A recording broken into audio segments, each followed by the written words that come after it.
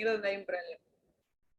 Entonces ahí, a mí me parece que volviendo a un problema muy simple, es que nosotros vamos a tener que enseñar la lengua estándar, o la norma estándar, o la de prestigio, y vamos a comportarnos como pertenecientes al grupo de prestigio, o el grupo que se expresa como hay que expresarse, como profesores, profesoras, y vamos, por ejemplo, a tener el caso de estudiantes bilingües, o ni siquiera tienen que ser bilingües, pero digo el ejemplo de bilingüismo para que lo puedan ver, pero digamos, no, en la escuela hay un encuentro de diversidades, ¿no? Lo que dice Reiter va a aparecer en cada aula. Entonces, la sintaxis de la lengua, digamos, de nuestro dialecto, las clases de palabras, los campos semánticos, toda la morfología de la pronunciación, es la del rioplatense, ¿no? Es el dialecto de prestigio. Es lo que hay que hablar aquí. Entonces, ¿qué pasa cuando no manejo esa variedad? ¿No? Cuando tengo que aprender esa variedad. No manejo, la tengo que aprender. Y mi sintaxis o mi matriz mental lingüística es aymara. Entonces, o es guaraní. Entonces el guaraní, por ejemplo, no tiene los artículos masculino y femenino. Entonces, lo que pasa, por ejemplo, es que las personas bilingües guaraní suelen tener errores, entre muchas comillas, porque dijimos que no decimos errores, sino que decimos que emplean su variedad, cuando tienen que usar o escribir, emplear la norma estándar, porque su mente, su matriz lingüística, su modelo lingüístico es otro.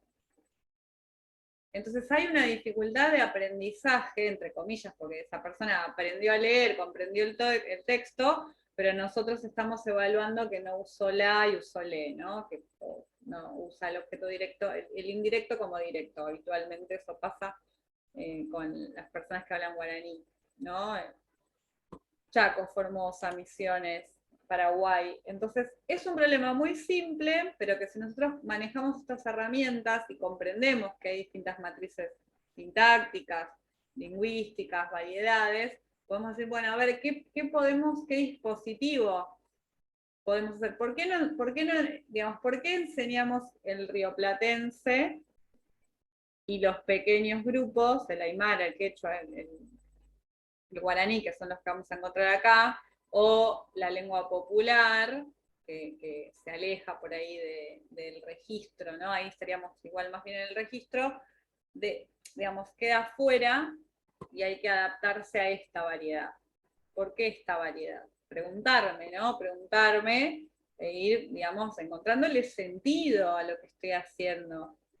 Porque eso puede generar la colonización, porque si yo está mal hablar como hablo yo, está mal todo lo que hago yo. Esa es una cuestión que debemos comprender. ¿Sí? Entonces no está bien o mal, es una variedad, dar lugar a la variedad y tratar de encontrar sentido a la enseñanza de lo estándar. ¿Cuál es el sentido? ¿Sí? Busquen el sentido, no le veo mucho sentido porque es un sentido político, histórico, administrativo. ¿Sí? No es lingüístico. Entonces, ir encontrando para ver qué dispositivos, me parece a mí, esto también a, digamos, a título personal, cómo ponemos en diálogo, qué vamos a hacer cuando estemos allí. Todo esto viene en relación con lo de para actuar allí donde creemos que esas diferencias causan un problema. Profe, Sí, bueno, buenas noches. hola. Bueno, les cuento a la mayoría, yo soy bibliotecaria en una escuela primaria del barrio de Boedo. Y mi población de estudiantes es del barrio de la ciudad de Boedo, venezolanos, peruanos, bolivianos y 2 niños coreanos.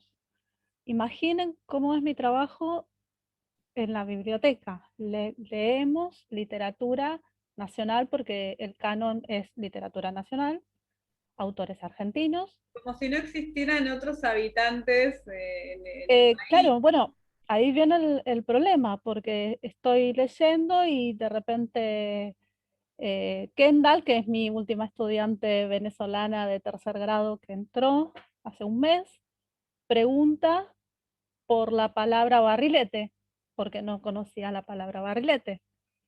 Y entonces ahí salí, papalote. Ah, sí, sí, sí, sí. Sigo. Y pregunta otras palabras y me va parando la lectura y entonces el resto se va enojando, el resto de los estudiantes. Y después tengo a uno de los chiquitos coreanos que lo único que dice es Federico, porque se llama Federico, y, y no entiende nada y está dando vueltas por toda la biblioteca y yo no tengo herramientas para acercarme a él porque no conozco su lengua.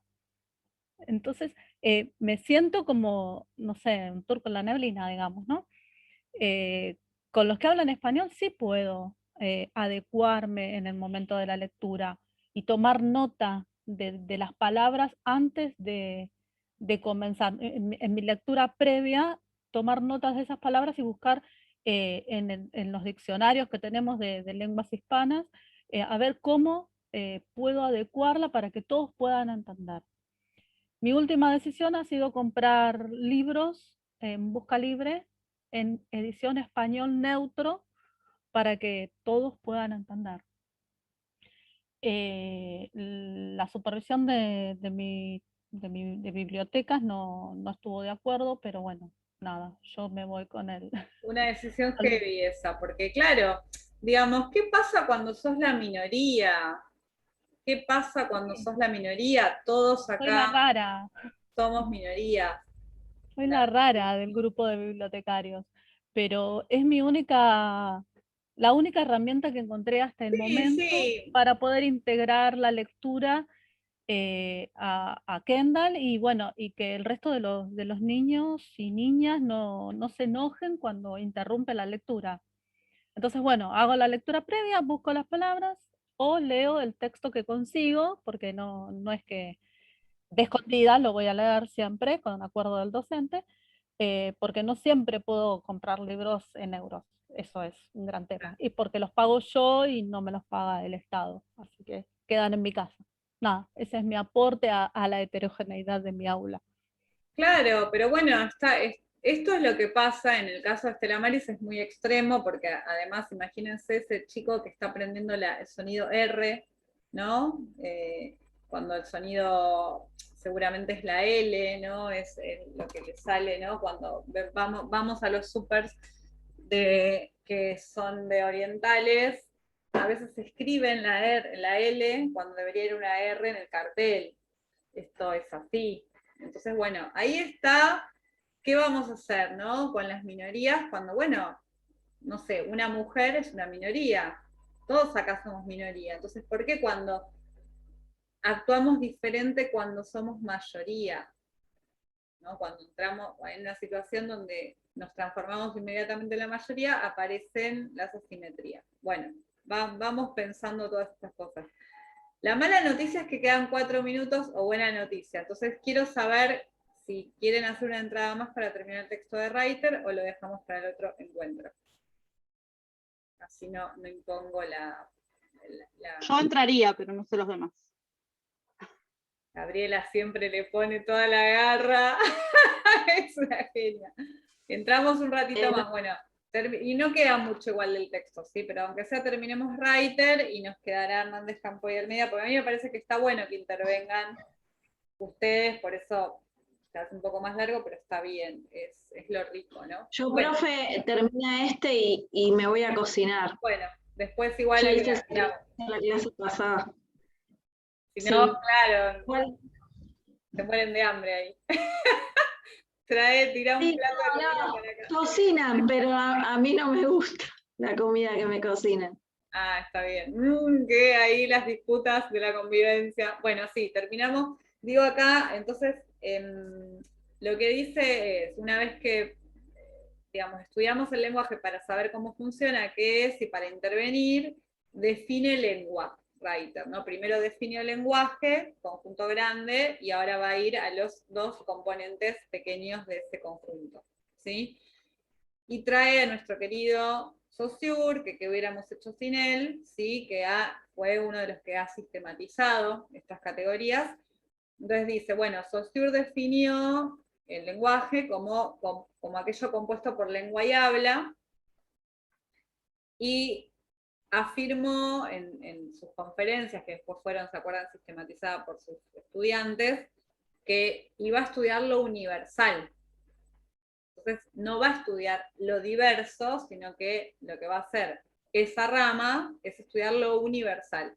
Y ahí hay honestidad intelectual, porque está diciendo que conoce estos elementos estructurantes o que se repiten o patrones, reconoce lo diverso y dice, bueno, yo voy a enfocar en lo estructurante o en lo universal, ¿sí?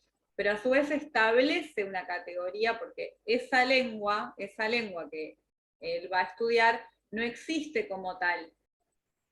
Es una categoría que me permite sistematizar y estudiar, ¿sí? Entonces nosotros andamos diciendo la lengua, y la lengua es un constructo, es una categoría construida. No existe como tal, lo que existen son los dialectos o las variedades, porque tienen que ver con el uso, ¿sí? Entonces define lengua, ¿se acuerdan como el sistema de signos? ¿No? Y el signo era la unión entre significado y significante, y las relaciones sintagmáticas, paradigmas, bueno, todo eso igual no lo dice Reiter, pero define lenguaje, define lengua, dice que la lengua es lo universal, Saussure, ¿no? Que se compone por este sistema de signos, y qué es lo que va a estudiar. Entonces en ningún momento Saussure dijo que iba a estudiar el uso, ¿sí? Dijo que iba a estudiar esa construcción abstracta. ¿Hasta acá vamos bien? Bueno, cierro y hacemos el último ingreso, el definitivo. Bueno.